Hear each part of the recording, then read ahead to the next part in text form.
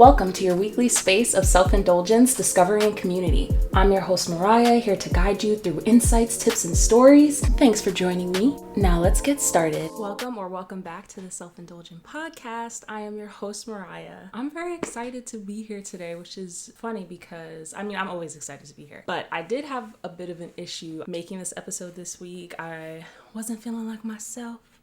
I was having a hard time kind of thinking of what I wanted to talk about. I have ideas, of course. I have topics that I think will be great to talk about. I just wasn't feeling it, And I have a hard time putting out something that I'm not fully feeling or invested in. It finally hit me. I finally came to, the sun came out, so that helped also. But today I'm going to be talking, if you didn't know, I'm 25. I turned 25 in August, the very end of August. My birthday's August 30th. Yes, Team Virgo.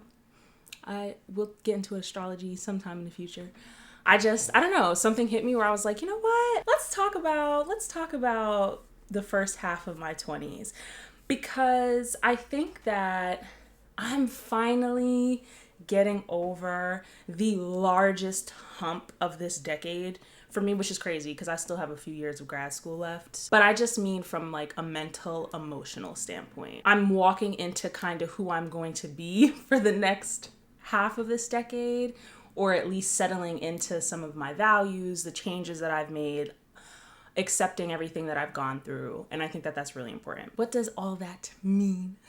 So what I mean by I feel like I'm getting over the biggest hump, I've talked about this with a lot of different people. I don't even know. I might have said it on here already. But I feel like when we start a decade, something changes. I don't know. It feels different, right? Maybe not the first year or so, but it definitely all of a sudden is like, who am I? What am I doing? What is life? I'm lost. And I think that can start at the start of each decade. Obviously, I've only had this start in 2 different decades, right? So when I turned 10, and then when I turned 20. But I do think that when I turned 10, right? So 10 to 15, that's a big change. That's puberty, right? That's shifting into high school from middle school. A lot happens in that first 5 years, right? And I recall middle school being horrid. And so I think there's a lot of reasons for that. And I also think in my 20s, same thing. Maybe 2021, I was chilling, vibing. But there was still a lot of things going on mental, emotionally for me. And then, it hits you that oh my God, I'm in my early 20s. I'm an adult now. So now that I'm 25, I feel like more comfortable. I feel like I'm starting to feel more comfortable in this decade, and I'm feeling less of the pressures and stuff like that. What I like to say is that we start the decade as a beginner, not knowing what the hell is about to happen over the next 10 years, right? You're a novice, you're at beginner level, and you gotta fumble your way through it. You have to kind of figure it out from then on.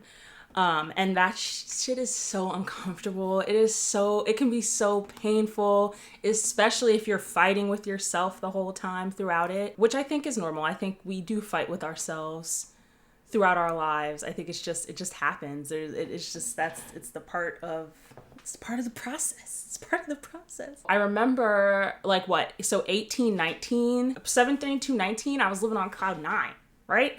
Because I've reached mastery level of that decade. I'm a senior in high school. I'm about to graduate high school. I'm going to start college. I was feeling myself. I finally got to the end of it after starting the beginning of the decade with puberty, middle school, graduating high school, and feeling myself, I think that makes a lot of sense to me. So you're just on cloud 9, right? I think the end of your teenage years can feel really good. Obviously, I went through things then too. There was definitely challenges then.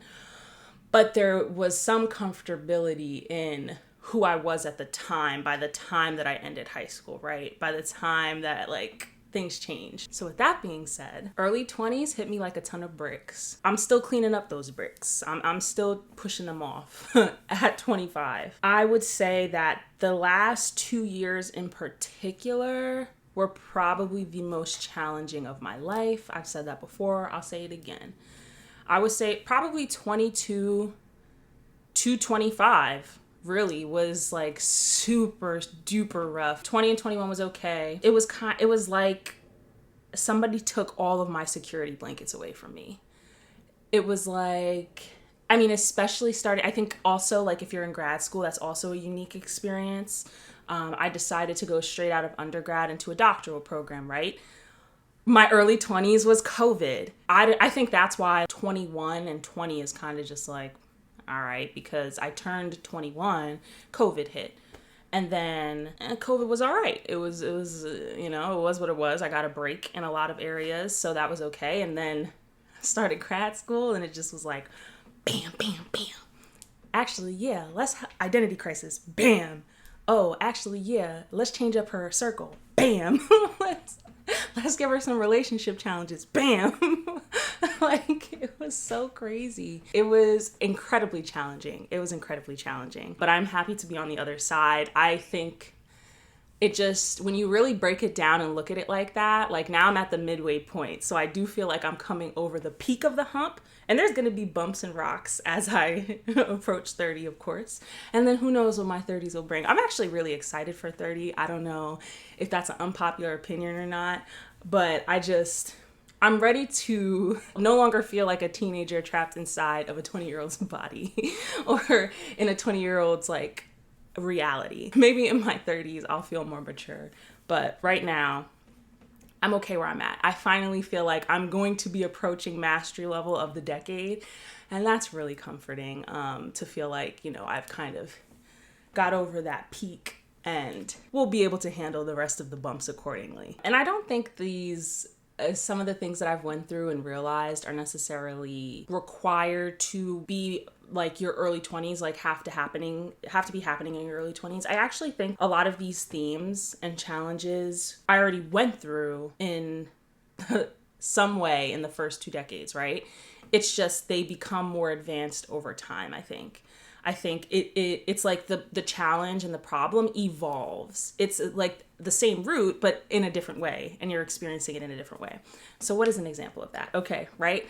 I have been learning about my environment and the people I surround myself with forever. Like, I've talked about it on here. I've talked about my history with certain friendships, and it is hard. I've constantly been learning this lesson of confrontation and speaking up for myself and just telling people how it is.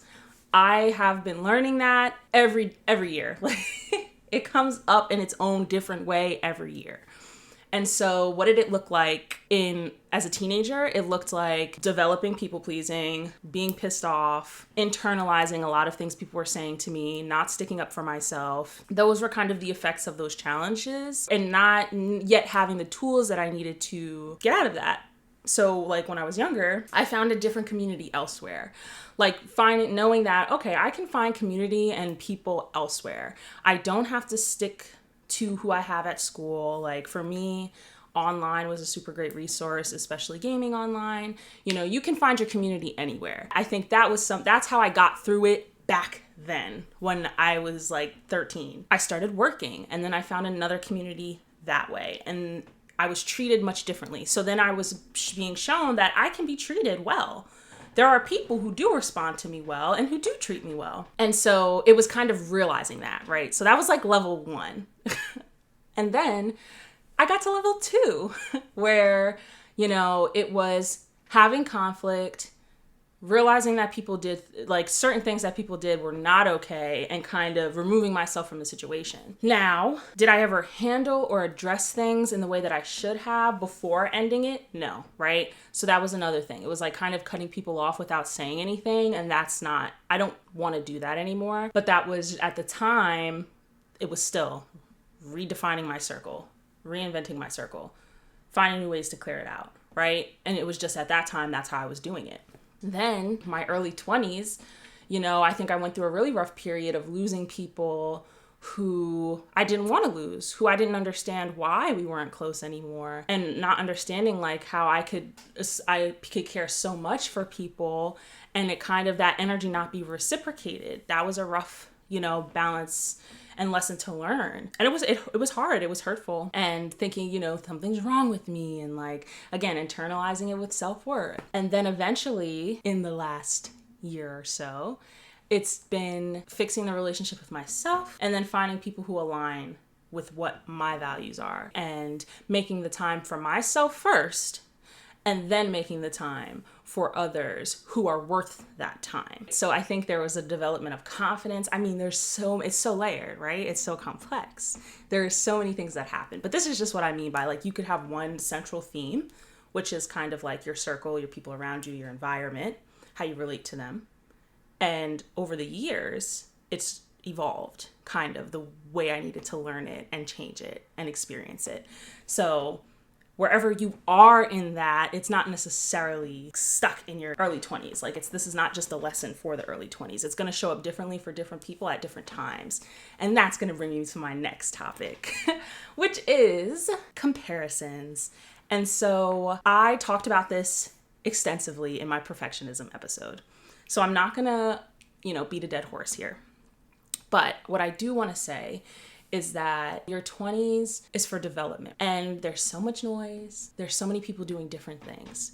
The only person you should be in competition with is yourself. That is, if you are going to compare yourself to anybody, it should be yourself. It should be to past versions of yourself.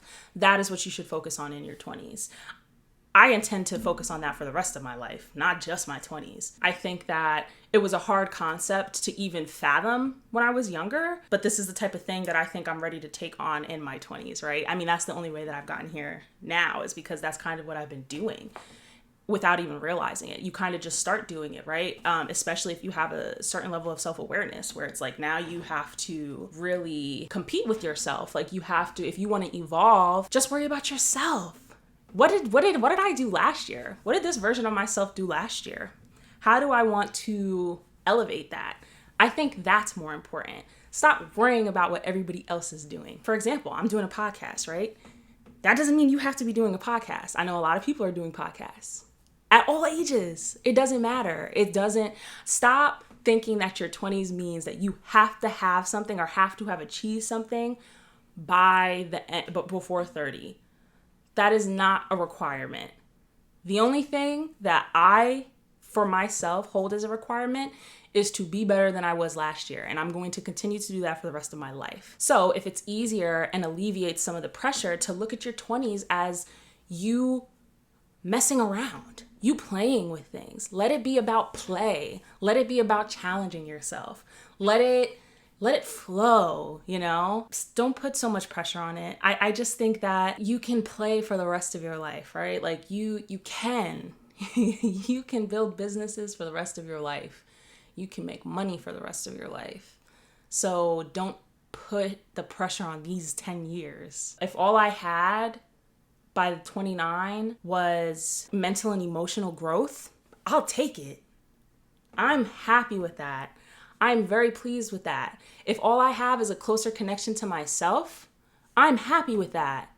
I think that that's a great thing. It's let it be about just developing who you are and challenging yourself, the past versions of yourself, however that may look, whether it's big or small, whatever you're up for, but not what everybody else is doing. That's for sure. Let that go. And I think it's just important not to rush anything. And this is why being in the moment is so important. If you are really in the moment and listening to yourself and kind of working on that connection with yourself, you're more likely to do things that fill your cup, that serve you, that feel really good to you. So it doesn't matter what that looks like, as long as you're listening to yourself and you're able to strengthen that voice with yourself, right? So then there's no rush. There's no rush. Because you trust yourself, you've got yourself, you know that you're trying, however long that may take. There's no time limit on that. And I think that's really important. Just be in the moment. Enjoy it for what it is. It's so funny. I was so worried about what COVID was going to do. I was so angry at the years that COVID took that I felt like, wow, I just lost my early 20s. That's gone. No, it wasn't. It's not gone. I no longer think that. I don't think I lost my early 20s because I'm telling you right now, everything that I've been through in the last 5 years, from 20 to 25, feels like a decade in and of itself. I still lived during that time. I did do a lot of stuff during COVID, I lost weight during that time. It's my first time like journaling, really, to be honest with you. I played during that time. I was at home and I played around with stuff. I played. And I think that was important too. It may have felt slow. And at the end of it, I might have been like, damn, what did I do the last 2 years? But I did a lot. I did. I finished undergrad, A lot of stuff happened. I applied for grad school. Last minute at that. That's a whole nother story. Do you know that? I decided that I was going to apply for a doctoral program a month before applications were due. And here I am. Not only did I get the interview, I got in. So it's good stuff. Good stuff. It's hard to recognize it sometimes. I forget about those things. But that's okay. Here we are. So, and this is what I mean by just be in the moment. I felt it. I did it. Has it been hard? Yes. But I am better for it, and I am happy with what I'm doing. And some days it's hard to remember why I'm doing what I'm doing. When I feel like that, I know that I gotta tune in. I gotta come back to myself, because you get caught up. You get caught up in the noise, and you're no longer kind of conscious of what's going on inside. Don't rush. Be in the moment, no matter where you are. It's so funny. I know I'm talking about this as if it only applies to the 20s, right? Because I'm talking about my first 5 years of my 20s, but it applies to everything. It's going to apply to everything from here on out. In the beginning too, over the last year, I was frustrated the last 2 years. Nobody prepared me for what this was going to look like. And part of that is because it looks different for everybody. But it does seem like there's this general consensus of everybody being like, what the hell is going on? And I'm sure I'm going to feel like that for the rest of my life. But it's, how do I live through it? How do I be a spirit in a human body that is just doing the human experience? It's just so funny because your 20s, it feels like this alternate universe. Like that's kind of how it felt starting being in my 20s. It was just like, wow, this is a lot of stuff. Like there is something to say that responsibilities change, right? For some people, that's earlier in life though, right? Like there's a privilege for it to kind of start to change then, and for your parents to have taken you in, or even if your parents are still kind of supporting you, like there's a privilege in that. Some people have been on their own since they were 12, since they were 16, right? So I also want to recognize that. And that's why I don't want to put the bounds of like just your early 20s feeling this way, because some people have been doing this stuff last decade. So that's also something to remember and to put in perspective, and why it's so important to not compare yourself to others, because everybody has their own different journey. I think though that we all come into this different level of awareness at different times. And so for a lot of people, early 20s is a shock to the system, or any time where you're kind of, the level of responsibilities hits you, whenever that is. It's hard. It is painful. It is uncomfortable. Whenever that hits you, it does not feel great. It kind of just feels like you're falling. And it's just like, when am I going to splat? Am I going to splat? I don't see the ground yet. What's going on? Am I going to hit it? That's how I experience it. The amount of changes that have happened over the last 5 years is unfathomable. Did I say that right? Is that a word? Unfathomable? Unfathomable? I feel like I'm missing a vowel or syllable in there somewhere. The relationship with myself was a big one. If you haven't listened to my episode on taking myself on dates and self-acceptance, I think that was a huge theme of my early 20s. Check that episode out. It's a really big episode. That is when I just came into this new level of self-awareness. That work is honestly the reason why I finally feel like I've reached the top of the peak. I no longer feel like I can't do it. I do feel like I can do it now. I feel like I can do it. I know there's going to be a lot of bumps. I know it's going to be hard, and I'm accepting that. I'm finally starting to accept that life is hard. And there are going to be things that I don't like. And I'm going to meditate, journal, find community, and pour into myself through it.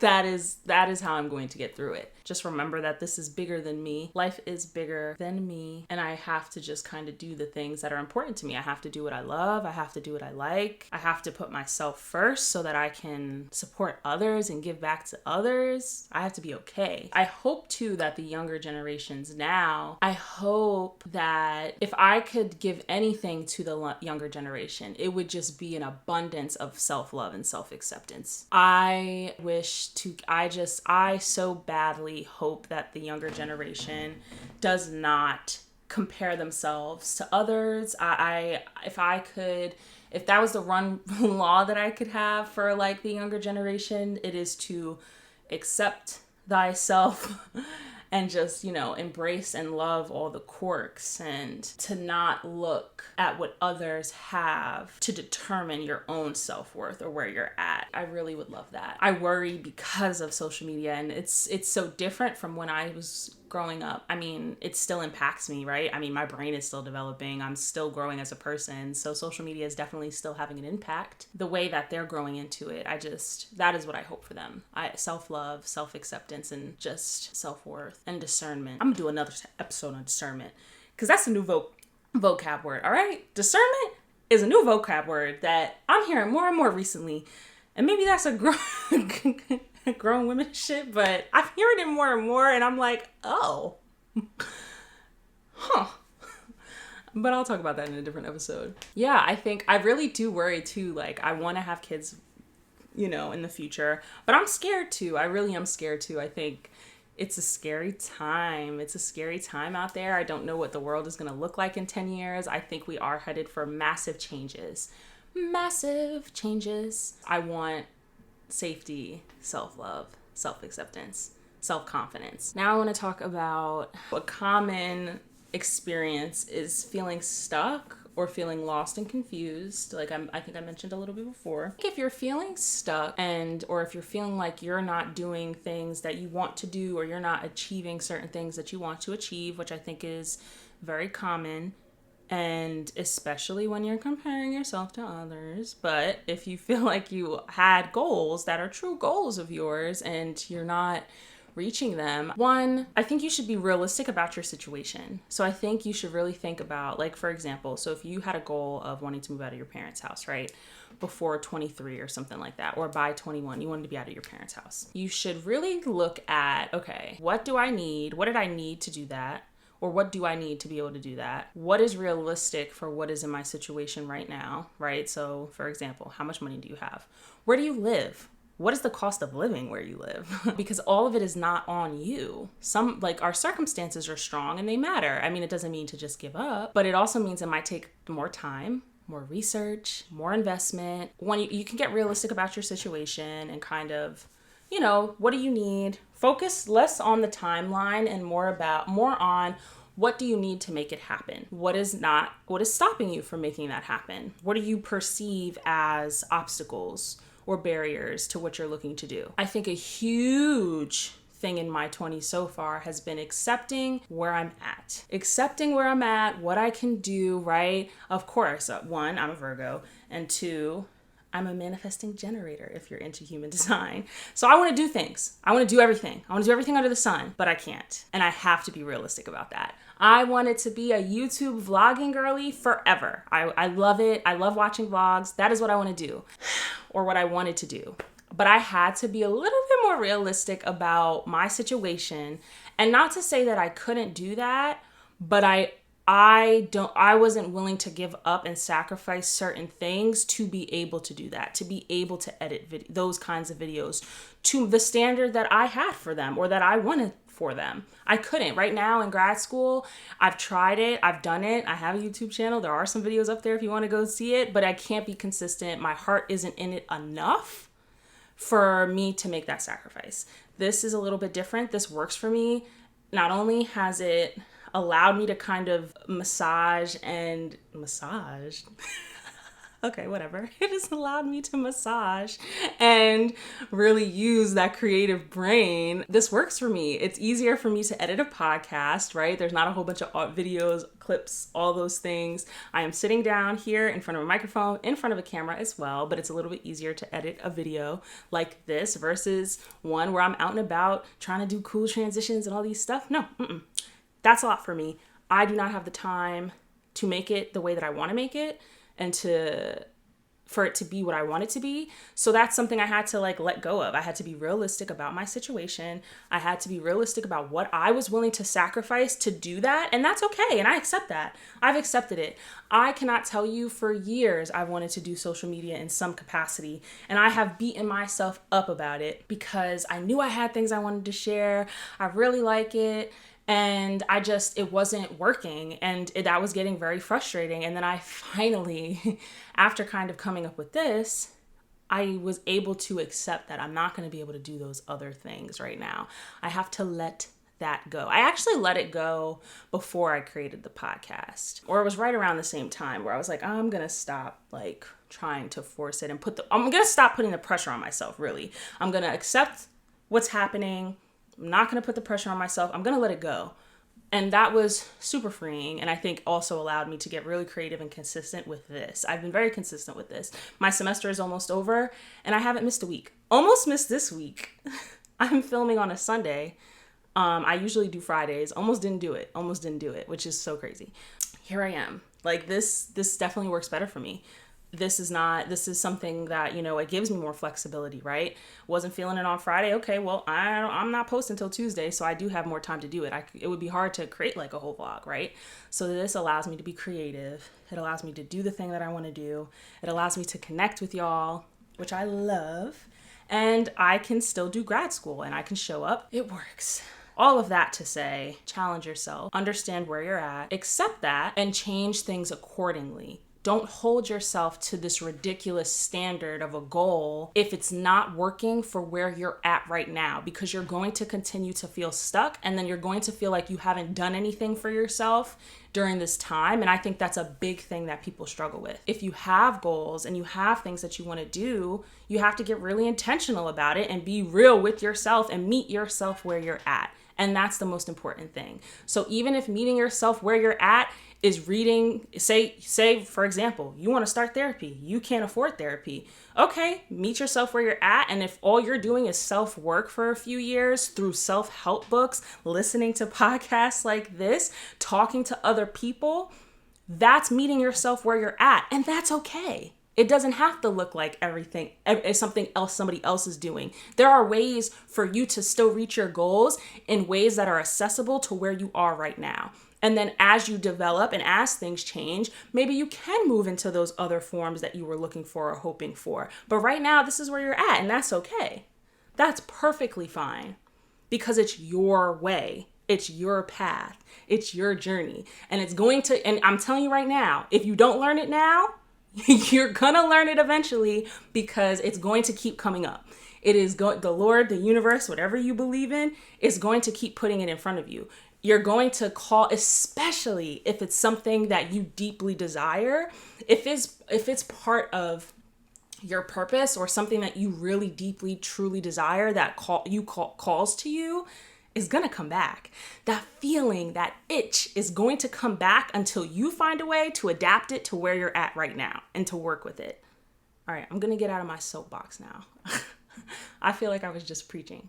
Yeah, if that's anything you listen to in this episode, let it be that, because I think that's really important. Also, you do not need like a 5-year plan. If somebody asks me right now, I mean, I'm in grad school, so 3 of those, or 2.5 of the next years are going to be school. Obviously, that's what I would tell somebody, but I don't know. The 5-year plan. Okay, here's what I think about a 5-year plan, right? And I think that what's your 5-year, 10-year plan? I feel like now too in your 20s, right? Like if you're applying to like jobs, say whether you have a degree or not, whatever the case is, that's like a question for whatever reason. What's your 5 and your 10-year plan? Okay, I'm not going to say that that's a bad thing, because I do think there are people who use it and it works for them, and that's fine. But if it scares you and stresses you out, throw that out the window. Don't think about it like that. I think people do that. They do that so that they have the drive and they kind of have the path, and so that they can see the vision, so they can remain intentional. You can remain intentional and reach your goals without a 5-year plan. Not everybody's a 5-year plan girly. I'm not a 5-year plan person. I mean, my grad school program was 5 years. So, I did say, yeah, I'm gonna be in grad school for 5 years, but that's not all I'm doing. I refused refuse to let my identity just be a grad student. I can't do that. That drives me nuts. That is not all that I care about. We can be multifaceted, and I think that that's okay. And that's why you should be playing in your 20s too. And this is why I said play is so important, because I want to do a lot of different things. So I'm going to play around with it while I'm in grad school. So who knows what the next, I don't know exactly what else I'm going to be doing in the next 2.5 years. I'm going to be in grad school. And so for some other people, they're going to be working, right? Or whatever the case is. But there's a lot of other things you can do during that too. So I think it's just about being intentional. I think it's okay to have goals, to have dreams. It's actually a necessity. You should have goals and dreams, or wants and desires, but you don't have to have it all figured out. Having the idea is enough. And then you just have to figure out how you're going to be intentional about it. So right now, I made this podcast a thing.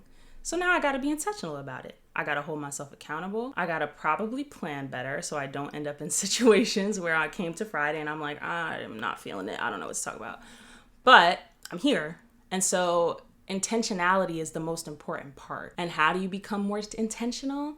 By connecting to yourself, by understanding yourself better, by knowing what you want, all of those things. And if you are a 5-year plan person and you do want to put a timeline on things, then yes, you should definitely set yourself up for success. Do a lot of research. We have to use the information available at our fingertips. Like, we have to. There is so much information out there. I am famous for starting books, and I'm probably reading like 6 books right now, and I need to get better because I need to be able to finish them. I really need to be able to finish the books, because some of them I'm at probably 80% done and just didn't finish and pull through. But there's so much that, I want to learn about. It's funny, I was listening to Jay Shetty's podcast On Purpose, and in one of the episodes, he was talking about that people will ask him for book recommendations. Like, what should I be reading? What should I be, stuff like that? And his response is well, what do you have a problem with right now? And this is that intentional piece, right? It's not about me just telling you what you should be reading. I mean, of course I have books that I recommend, but it's only gonna hit you and resonate with you if it's something that you need right now. If it's a problem you're having right now. This is why it's so important to be intentional and to filter what you're consuming, because you need to tune into yourself. What am I struggling with right now? Where do I want to be? What do I want? What is something that I don't feel right about? There might be a book to help you process and work through that. So yes, I would say that's another big part of what my 20s has been. I don't think I've ever picked up a self-help anything before 20, to be honest with you. 19, I probably listened to my first self-help podcast. If you want to change your ways of thinking, or you want to elevate, or, you want to get to know yourself more in your 20s, which I do recommend, I think that you should look for resources. Information is key. If you're going to do anything to just kind of kickstart your journey and to prepare yourself for whatever, get intentional, figure out what you want to learn, figure out what you want to know, and go find it. That's a great way to start any journey. If you haven't seen it, there's actually a short called 20 something, I believe. I can't remember if it's Pixar or not. I love it. I think it's a great short. It basically is just this girl in the club with her friend, I believe. And she is in this trench coat, and her head is her teenage self. And then in the trench coat is her infant self, and then her adolescent self, or something like that. At the end, you kind of see her full realized self at her being in her 20 something, but you kind of see how it's this battle of her baby self, her tween self, and her adolescent or older teenage self. And it comes out in different ways. And I think that is why 20s can also feel so tumultuous, is because you are all of those versions of yourself. And oftentimes we have not processed things that we've gone through during those times. Nobody's teaching us. Nobody's teaching us that stuff. And then you're supposed to just be an adult. You're quite literally a baby in adulthood. And that's what I meant about you're starting at beginner level in your 20s and it's just like you're supposed to have it figured out. Excuse me? Are you kidding me? I still drink Capri Suns and I call my parents mommy and daddy and I don't care. So it's hard. It's a hard switch. It's like, it doesn't make sense. Like the fact that we have to decide what we want to do for the rest of our lives is ridiculous. Absolutely ridiculous. Yes, I'm going to be a psychologist. Fine. And also, I don't know what I'm doing for the rest of my life. That is a part of me. That is a aspect. I'm not tied to, I know that sounds crazy too, because I'm going to be in a ton of debt, but that I'm obviously going to be a psychologist and that's going to be part of my life. But I'm not tied to making that my only identity. And I'm okay with going with the flow and seeing how things are going to turn out. And so, your 20s feels crazy because you're still dealing with all these other parts of yourself that have things that are unresolved, unprocessed, not taken care of, and it comes up all the time. And then you're also supposed to be creating this new sense of self and this new person, and we're always changing. So it's a lot. That's a lot to deal with. That's insane. It is insane. And so community is important, and you gotta, stick with yourself. You that's why I stress that so much, because at the end of the day, you're gonna have yourself. So you might as well start getting used to them. Start getting to know them. Trust yourself. That's a big thing too. It was so hard to trust myself in the last 5 years. One, because I was responsible for myself. I had to start being responsible for myself. Nobody was telling me to do the dishes. Nobody was forcing me to do chores. Nobody was forcing me to go to school. Nobody was forcing me to do homework. Nobody was making sure I was doing those things. So you're parenting yourself now. All of a sudden, you're parenting and disciplining yourself, and that's painful. And I was not doing it. I did not have any boundaries with myself. There was a lack of discipline, an intense lack of discipline, and I still struggle with that. I really still struggle with that. And just letting myself do whatever the hell. I lost trust with myself. I do not think I trust, because then it's like, do I have my best intentions at heart? Why am I doing things that are directly against what I want? Why am I directly doing things that do not align with what I want and where I want to be? That is sending the message that you cannot trust yourself to get stuff done. You cannot trust yourself to execute. You cannot trust yourself to get through this. I think that message gets sent in all those things, whether I'm actively saying it or not. I don't think I ever actively said, how can you trust yourself? Eventually you can just feel like a stranger in your own body, a stranger to yourself. Who am I? I can't even make myself a meal. I don't even want to do that for myself. I don't want to show myself that level of care. I think that's hard because of all the pressures and the transitions of coming into young adulthood. If you can start keeping promises to yourself, little promises, not unrealistic high expectations, go listen to my episode on perfectionism. But if you can start keeping small promises to yourself to build the trust in yourself, you will start to feel like you can get through anything with support. Also, it's not all on you. It shouldn't all be on you. Find your communities. If this is the only community you can find and you've got, connect, engage, DM. I can create a space. You have to find a community. And you have to trust yourself. You have to start to learn how to trust yourself, because this is the first time where you are on your own.